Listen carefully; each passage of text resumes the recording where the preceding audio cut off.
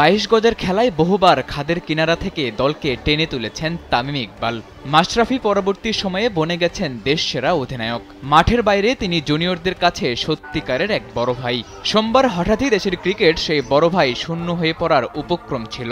মুখ দিয়ে ফেনা বের হচ্ছিল, পালসটাও বন্ধ প্রায়। তবে সেখান থেকে অবিশ্বাস্য এক কামব্যাক করেছেন তামিম ইকবাল। বিকেএসপিতে মোহামেডানের ম্যাচে হঠাৎ হৃদরোগে আক্রান্ত হয়ে পড়েন চট্টলার খান সাহেব। সম্পূর্ণ হাট প্রায় বন্ধ হয়ে গিয়েছিল একাধিকবার। তবে চিকিৎসকদের আপ্রাণ প্রচেষ্টায় আবারও সচল হয় হৃদযন্ত্র।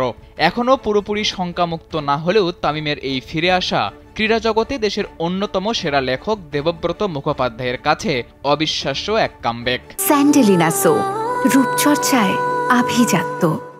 গদ্যকার, ক্রীড়া লেখক ও সাবেক ক্রীড়া সাংবাদিক, বর্তমানে নগদের পাবলিক কমিউনিকেশন ম্যানেজার পদে দায়িত্ব পালন করা দেবব্রত তার ভেরিফাইড ফেসবুক পেজে লিখেন, তামিমকে বাঁচাতে 22 মিনিট ধরে সিপিআর দেওয়া হয়েছে এবং 3 বার ডিসি শক প্রয়োগ করা হয়। এ সময় তার হার্ট কার্যত বন্ধ ছিল।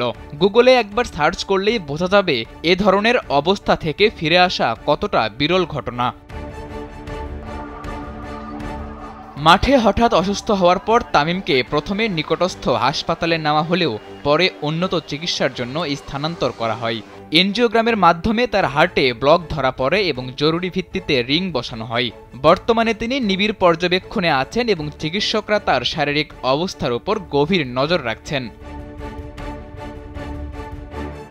অবশ্য তামিমের শারীরিক অবস্থা এখনও পুরোপুরি আশ্বস্ত হওয়ার মতো পর্যায়ে আসেনি। তবে তামিমের লড়াই এবং চিকিৎসকদের প্রচেষ্টায় তার ফেরার সম্ভাবনা বেশ উজ্জ্বল। কোটি মানুষের দোয়া আর ভালোবাসার তামিম কি এত সহজে হার মানবে? অবশ্যই না। তামিম ফিরবেন, আবারও মাতাবেন ক্রিকেটের 22 গজ, ইনশাআল্লাহ। সাদাতুর রাফি, কালবেলা।